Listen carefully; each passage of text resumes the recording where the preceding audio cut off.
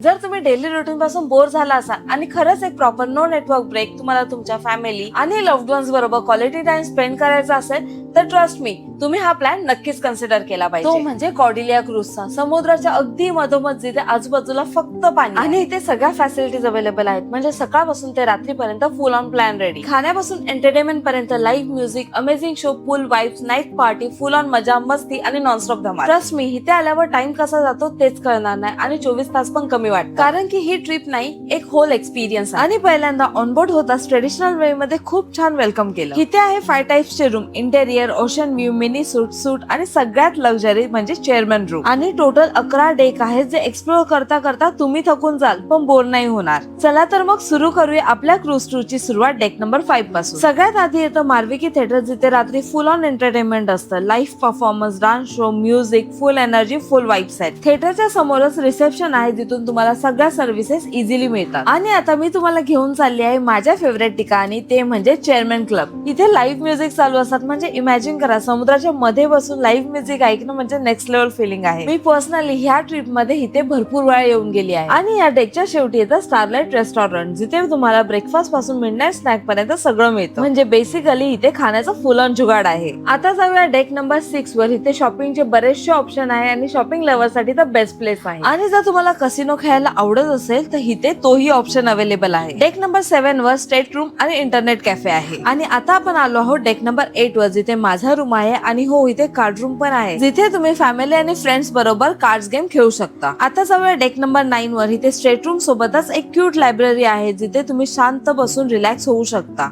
Now comes the most awaited part, deck number 10। इथे आल्यावर मी आधी जाते फूड कोर्ट मध्ये, जिथे तुम्हाला खूप व्हरायटीचे फूड ऑप्शन्स मिळतात। आणि बेस्ट पार्ट म्हणजे तुम्हाला इथे 5 टाइम्स मील मिळतात, breakfast, lunch, high tea snacks, dinner आणि मिडनाईट स्नॅक्स। म्हणजे तुम्ही जर फूड लवर असाल ना, हे तर तुम्ही मिस अजिबात करणार नाही। खाऊन बाहेर पडताच एक बिग स्विमिंग पूल आहे आणि त्याच्याच बाजूला जकुझी आहे, जिथे तुम्ही चिल आणि रिलॅक्स होऊ शकता। थोडं पुढे गेलात की तिथे पूलसाइड डीजे आणि बार आहे, जिथे म्युझिक, डान्स आणि पार्टी कंटिन्यू चालू असते। आणि आता आहे हा डेकचा शेवटचा व्ह्यू। हा व्ह्यू पाहिल्यावर तुम्ही लिटरली काही वेळ शांत बसून फक्त एन्जॉय करा, इतका सुंदर आणि पीसफुल आहे।